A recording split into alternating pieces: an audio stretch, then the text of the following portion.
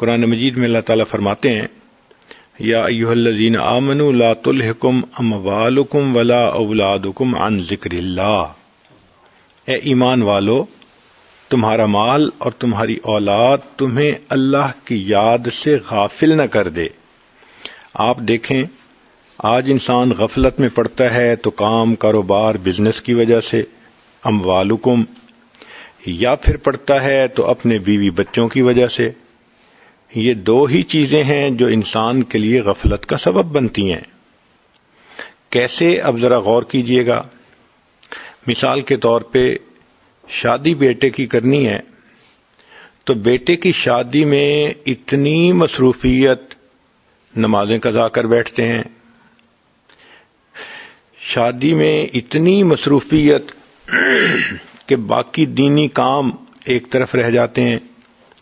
پھر ذرا دیکھیے کہ شادی سے پہلے سب روٹھے ہوئے رشتہ داروں کو منا لیتے ہیں، اگر گھر میں کام کرنے والا بھی کوئی ناراض تھا، ڈرائیور تھا یا کوئی اور، تو اس کو بھی منا لیتے ہیں کہ جی خوشی کا موقع ہے، ہر کسی کو منا لیں۔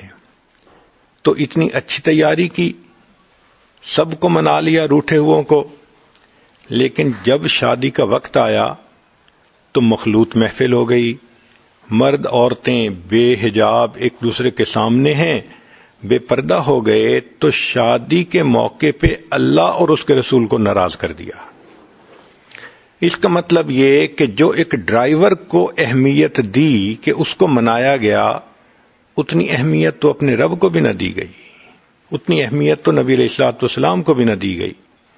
ہمیں یہ چاہیے تھا کہ ہم اس شادی کے موقع پہ ایسے سنت طریقے سے کرتے، کوئی گناہ نہ ہوتا، اللہ اور اس کے رسول صلی اللہ علیہ وسلم راضی ہو جاتے۔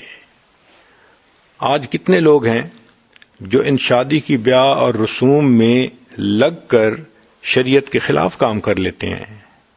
تو معلوم ہوا کہ مال اور اولاد یہ دھوکہ ہے، واچفل رہنا چاہیے۔ سیدنا صدیق اکبر عنہ کو ایک دفعہ ان کی اہلیہ نے کہا کہ بڑا میرا دل چاہتا ہے کہ کوئی سویٹ ڈش بناؤں تو آپ مجھے کچھ دے دیں۔ انہوں نے فرمایا میں تو بیت المال سے صرف اتنا لیتا ہوں کہ جو عام غذا کے لیے میرے لیے کافی ہو، میں ایکسٹرا تو نہیں لیتا۔ انہوں نے کہا ٹھیک ہے۔ اب انہوں نے کیا کیا کہ تھوڑا تھوڑا پیسہ بچانا شروع کر دیا گروسری میں سے، حتیٰ کہ ایک دن انہوں نے حلوہ بنایا، تو جب سیدنا صدیق اکبر عنہ نے دیکھا تو انہوں نے پوچھا کہ یہ حلوہ کیسے بنایا؟ انہوں نے کہا کہ میں تھوڑا تھوڑا پیسہ بچاتی رہی، اتنے پیسے ہو گئے کہ میں سویٹ ڈش بنا سکوں۔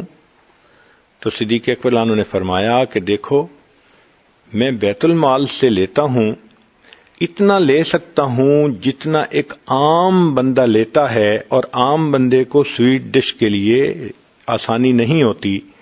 یہ کہہ کر جتنا انہوں نے پیسہ اکٹھا کیا تھا، آئندہ تنخواہ میں سے اتنا پیسہ لینا کم کر دیا۔ سیدنا عمر رضی اللہ تعالیٰ عنہ کے پاس ایک مرتبہ مال غنیمت میں بہت سی خوشبو آئی، تقسیم کرنے کا وقت آیا تو آپ کی بیوی نے کہا کہ حضرت میں خوشبو تقسیم کر دیتی ہوں۔ فرمایا نہیں، کسی اور عورت کو کہتا ہوں۔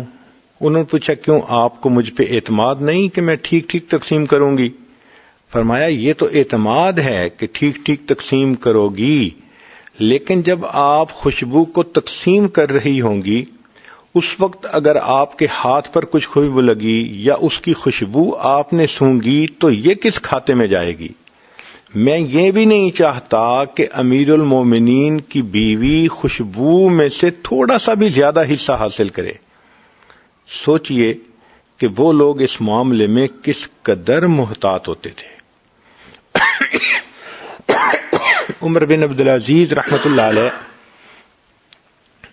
ان کی رشتہ دار عورت آئی، کہنے لگی کہ آپ کے حکم سے بیت المال سے کوئی پیسہ بھی کسی کو دیا جا سکتا ہے، تو میرے لیے آپ کچھ کر دیں۔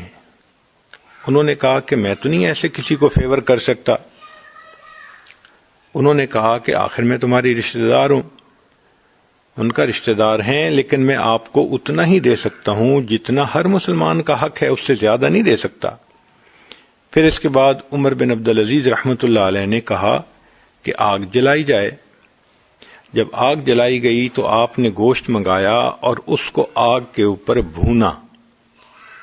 جب وہ بھن رہا تھا تو آپ نے اپنی اس رشتہ دار عورت کو بلا کر کہا کہ دیکھو، آپ جو مجھے کہہ رہی ہو نا کہ آپ مجھے دوسروں سے زیادہ دے دو، آپ چاہتی ہو کہ جہنم میں میرا بدن اس طرح جل رہا ہو جس طرح آگ کے اوپر یہ گوشت کی بوٹی جل رہی ہے۔